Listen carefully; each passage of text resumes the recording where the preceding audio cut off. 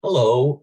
Um, Today we are studying from Galatians again, and I thought I might finish Galatians in today's lesson, but I've decided that I'll just talk about these first three or four verses in this last section.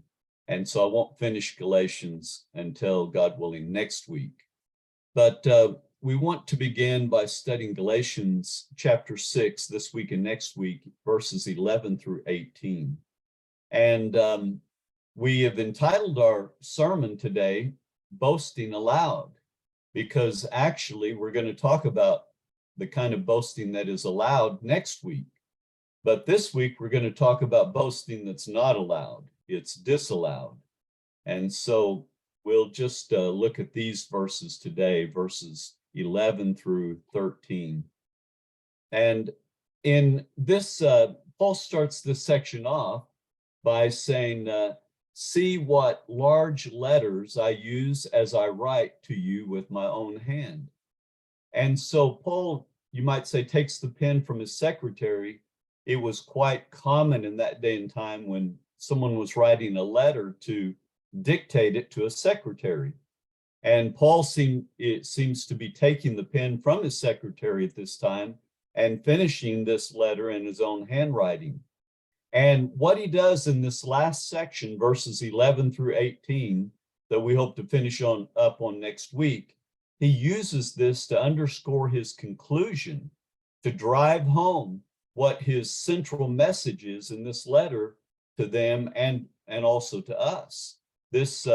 He's driving home this theme that justification. Now, justification means having a right standing with God. We didn't have a right standing with God, but we have now, as believers, we've come to be able to be accepted by God, to please God, and have this right standing with Him.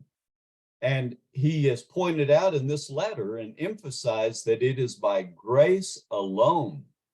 You don't add anything to it. Grace means you don't deserve it, but more than that, we were ill-deserving of it. But it's a complete free gift to us that we haven't given God any reason, any cause in order to give us this standing that we have now with Him. And this grace, this free gift, is given through faith in Jesus Christ alone, nothing else. We don't contribute to it in any way. And all of this means that boasting is in the cross of Jesus Christ alone, which we hope to talk about next Lord's Day. But today, as I said, we want to talk about the boasting that is disallowed. Next Lord's Day, God willing, we'll talk about the boasting that is allowed. But Paul is going to say this in verses 12 and 13. Those who want to impress people by means of the flesh are trying to compel you to be circumcised. The only reason they do this is to avoid being persecuted for the cross of Christ. Not even those who are circumcised keep the law, yet they want you to be circumcised, that they may boast about your circumcision in the flesh. So Paul, as I said, is reminding them in these last verses why he wrote Galatians. And one of the things he's reminding them is that these false teachers had come in behind Paul and Barnabas. He started these churches in Galatia. They came in behind Paul and Barnabas, and they were teaching Jesus plus works equals salvation. And you might say Paul uses a figure of speech and just talks about one thing in particular. They were emphasizing, but they emphasized all works were important, but they emphasized circumcision. Like a lot of people emphasize baptism today, and then you got to do a lot of other works as well. Well, that's what they were doing. That's what these false teachers who went in behind Paul, that's what they were teaching. But Paul reminds them in this last section that he had taught Jesus plus nothing equals salvation. Paul taught that we're saved by the grace of God alone. We're not saved by any of our works. We don't contribute to our salvation in any way. It's all a work of Jesus Christ. It's none a work of us. And these false teachers, what they had done is they'd emphasized circumcision, which God had commanded way back in Genesis chapter 17 to Abraham. And it was to show God's people that they were in a covenant relationship with him. Circumcision was a sign that they were in this covenant relationship with him. But this teaching that these people were teaching the Galatians now, these people had gone in behind Paul and said, yes, Jesus is important. Yes, the cross and forgiveness of sins is important, but you also have to become a Jew. You have to be circumcised, and you got to keep all these works in order to be saved. And so this is going to lead to a conference in Acts chapter 15, and these people would come in behind Paul at this conference. They would come in and they would say, unless you're circumcised, you cannot be saved. This is always the temptation of the church. It's always to add something else to Jesus alone. For the Jews who claimed to be believers, it was Jesus plus circumcision plus all these works of the law in order to be saved. And for people today, it's Jesus plus acts of devotion, maybe, or your duty, or some sacrament, or some social cause, and that equals salvation. But Paul had taught them previously that it's Jesus plus nothing on our part equals salvation. And in Acts chapter 15, when they have this conference, because you see what Paul had done is he'd gone into Galatia with Barnabas and started all these churches. And here come these false teachers saying, Jesus is not, that's not enough. You need also circumcision and these acts of the law of Moses. You need to obey them too. And this caused a problem to where they had this conference in Jerusalem, and Peter and James, the main leader of the church in Jerusalem, and all of them, these main people, came to the same conclusion as Paul, as what him and Barnabas taught in Galatia, that it's Jesus plus nothing. It's grace. It's by grace that we're saved. Now, circumcision, the doctrine of circumcision itself wasn't really the problem, any more than you might say the internet is the problem for sin. Well, the internet is neutral. It's what people do with the internet that causes it maybe to be a sin. Well, the problem was that these people were compelling people, Paul said here in verse 12, they were compelling people to be circumcised.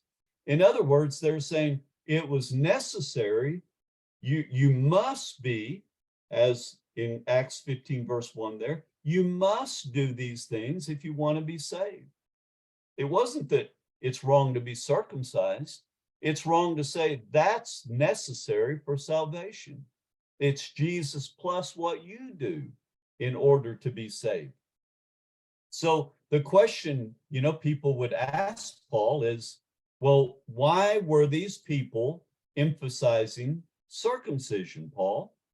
And Paul says the first reason he gives, he says they do this to avoid being persecuted for the cross of Jesus Christ. He said the reason they're preaching circumcision is to avoid persecution. Now, how is this avoiding persecution? That's what we would ask today.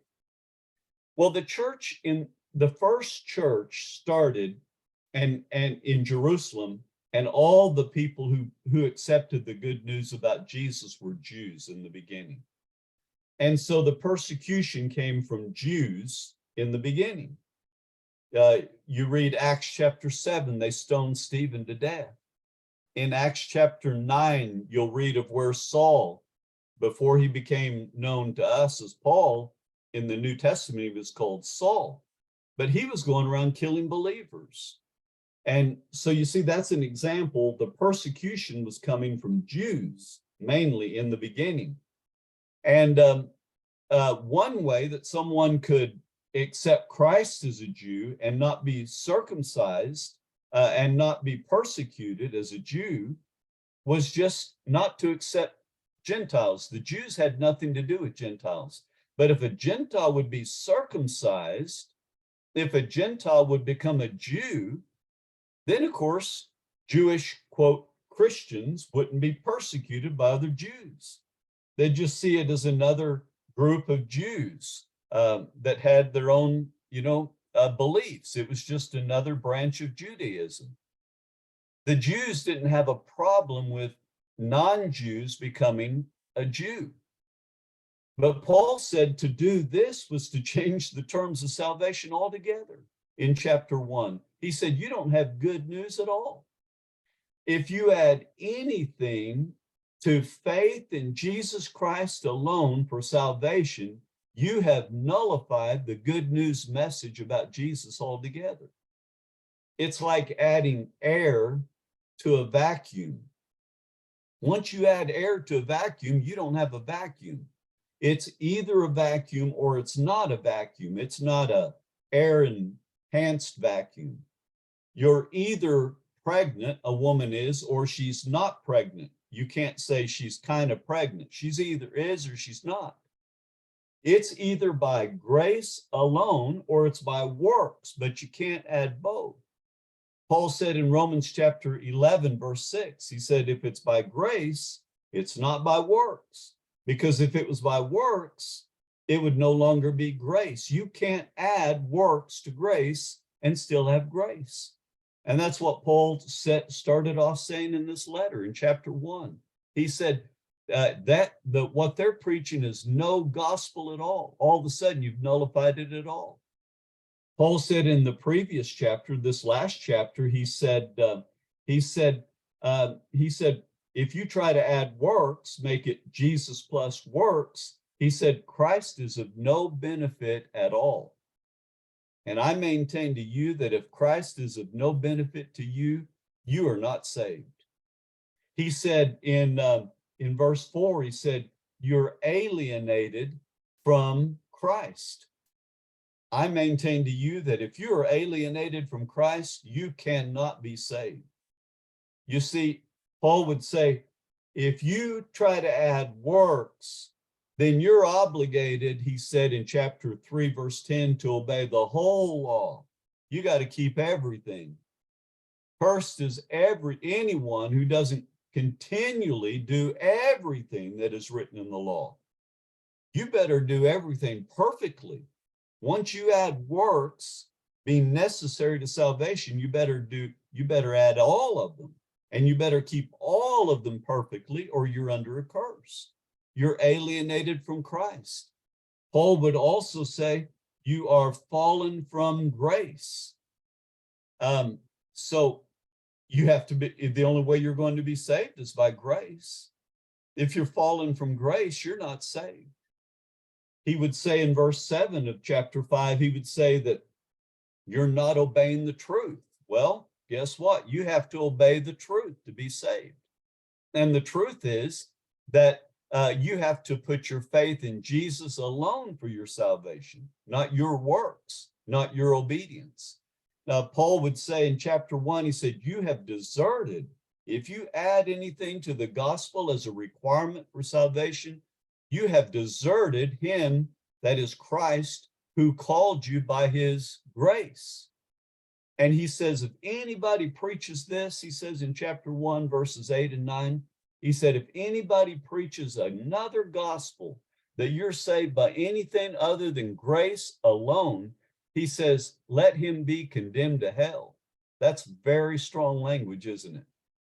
And so these Jews, if they were preaching, oh, you have to, yeah, it's okay. We don't agree with you believing in Jesus, but if you want to believe in Jesus, okay. But you have to be a Jew and you have to keep all of the Jewish laws. You see, that would just be another Jewish group, just be a part of Judaism. But But what Paul preached wasn't part of Judaism at all. He's saying you don't have to become a Jew in order to become a Christian. But they wanted to avoid persecution. The fact of the matter is, and you really need to pay attention to this, because as Jesus would say, you need to count the cost. If you're going to be a believer, you need to count the cost, because here are the facts. Paul said, and he wrote this right before he was beheaded, but he suffered a lot in his lifetime. And Paul said, he said, everyone who is godly will suffer persecution. It's not maybe going to happen. He said it will happen for anybody that is godly. Everyone who's godly is going to be persecuted. And these people, they didn't want to be persecuted. Jesus would say in Luke chapter 6, he said, this is what's going to happen to you. People are going to hate you.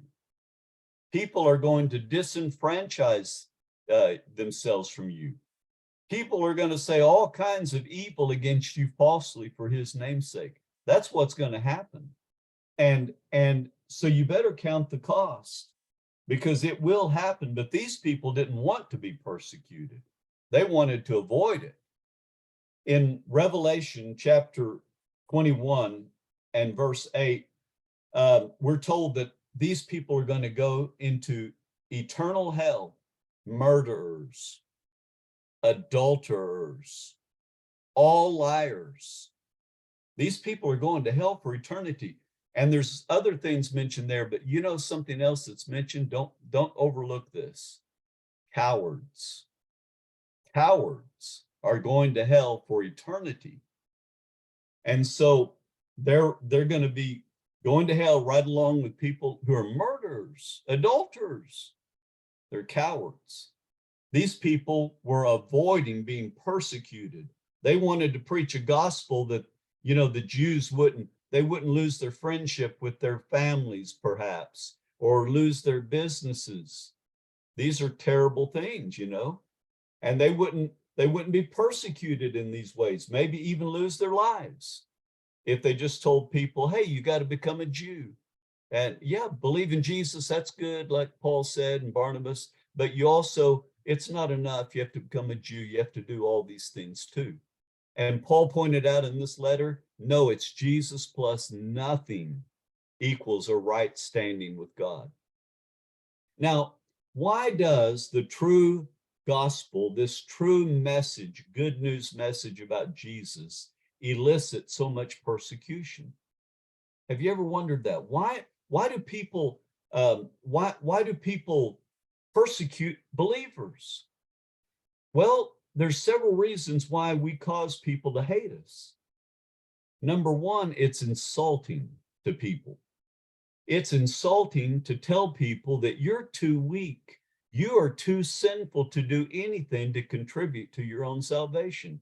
Who wants to be told that? If you're proud, you don't want to hear that. But if you realize that's the truth, that then becomes good news to you when you tell them about Jesus doing something for you. You couldn't do it, but Jesus did something for you. Well, that's good news. But a lot of people are too arrogant. They don't want to be told, you mean all my good works? You mean I'm so bad and sinful that I can't contribute to my own salvation? That's right. Well, that makes people mad. Another thing that is offensive and causes persecution is liberal-minded people. They say, well, we're intolerant because we state that the only way to be saved is by the work of Jesus Christ alone. That's the only way you can be saved. There's no other way except through Jesus alone. None of your good deeds contribute anything at all to your salvation. That makes people mad. I mean, you look at some people and they say, look, I mean, I've done a lot of good things and I haven't done real bad things. Well, in your own eyes. But you compare yourself with these people who are just mass murderers or whatever, and you think, I'm not like them. And you think, well, you know, because I'm pretty good in my own eyes, surely God, I'll be saved. And you find out the gospel teaches it doesn't have anything. Your good works, all your good deeds have nothing at all to do with your salvation. Well, that makes people mad. And so they persecute us. They say, you're too narrow-minded. Then conservative people, of course, they think that they're good people.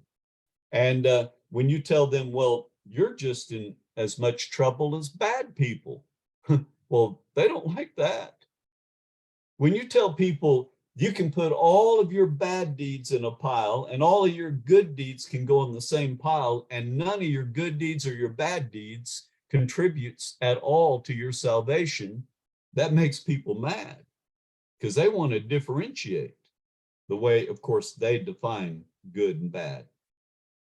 The world appreciates religion and morality in general. It thinks morality is a good thing for society, but it's offended. You see, by the cross, it says your morality won't win you favor with God. Only Christ can win you favor with God.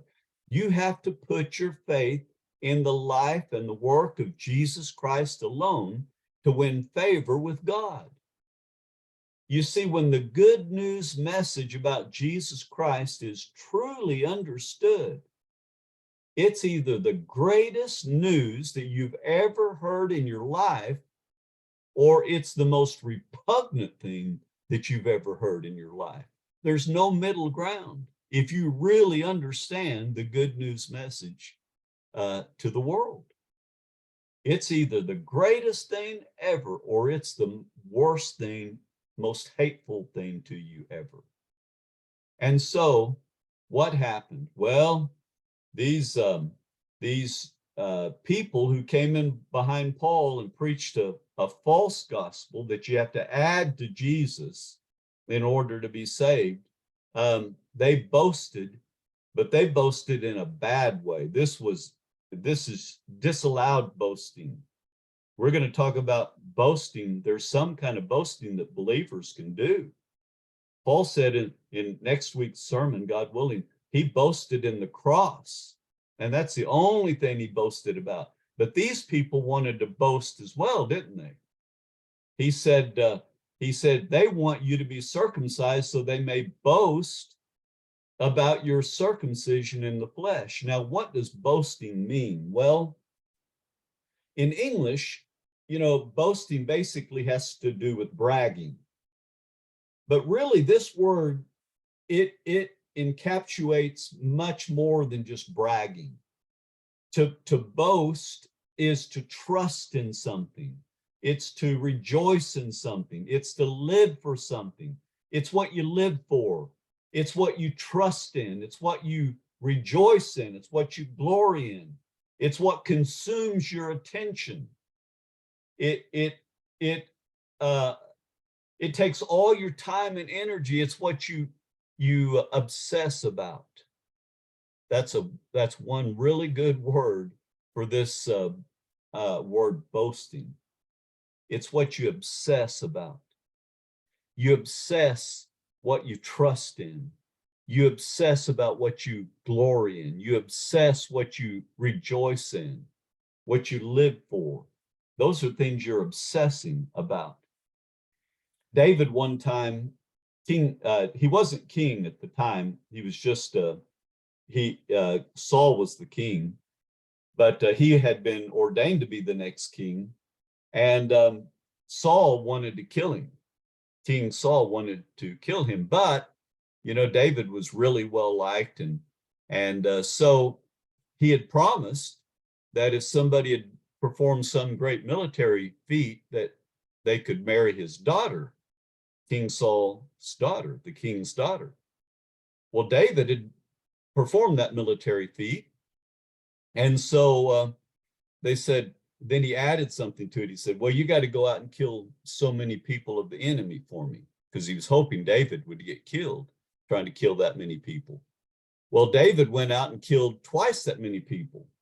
But the way that he showed that he had killed those people is he cut off their foreskins, and he laid all of those out there before the king to show because the enemy at that time, you see, they weren't circumcised. And he could prove that these were enemies, because they hadn't been circumcised.